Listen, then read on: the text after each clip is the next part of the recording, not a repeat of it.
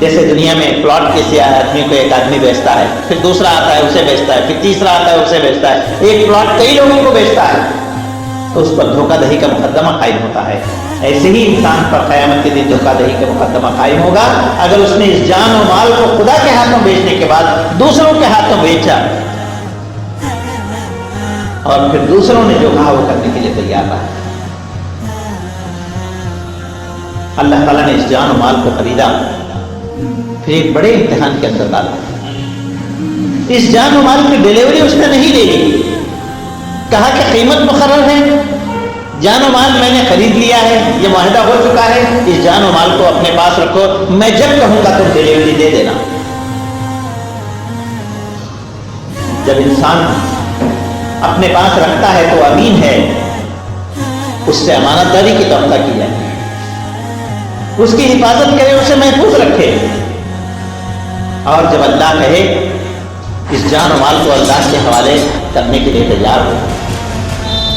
جن لوگوں نے اسے یاد رکھا ان کی مثالیں تاریخ کے اندر سب نہیں۔ ایک مرتبہ حضور صلی اللہ علیہ وسلم کے دور میں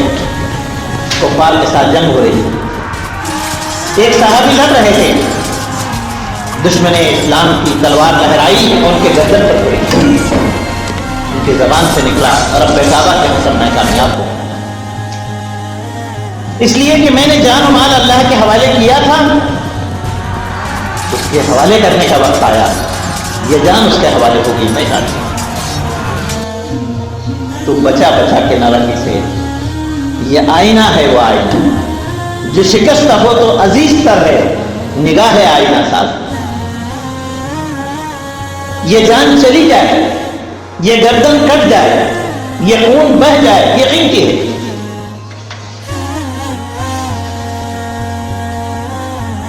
جن لوگوں نے اللہ کے راستے میں جان و مال دینے کا موقع آیا نہیں دیا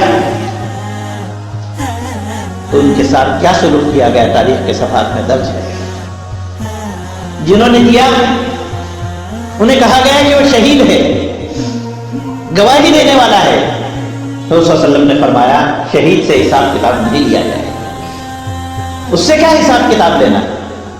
اس نے جان و مال کا معاہدہ کیا تھا اور اس نے جان و مال کو دے دیا، اس کی زندگی گواہ ہے، سارے لوگ گواہ ہیں کہ اس نے موقع پر اپنی جان و مال کو دے دیا، اب کیا اس سے پوچھنا، اب کیا حساب کتاب دینا، تو بغیر حساب کتاب کے جنت میں داخل کر دیا جائے۔ حیات جس کی امانت تھی اس کو لوٹا دی، میں آج چین سے سوتا ہوں پاؤں پھیلا، زندگی میں نے بیچی تھی، میرے پاس امانت رکھی ہوئی تھی، وقت آیا میں نے اس جان جس کی جان تھی اس کے حوالے کر دیا، اب میرے لیے پاؤں پھیلانے کا وقت۔ اس سے پہلے پاؤں پھیلا کر اطمینان سے سونے کا وقت نہیں ملتا انسان کو۔ جان کی حفاظت کرنی ہے، مال کی حفاظت کرنی ہے، جب تک وہ ہے، جب چلی گئی تو پھر انسان نچنت مطمئن ہو کر کے سو رہا ہے۔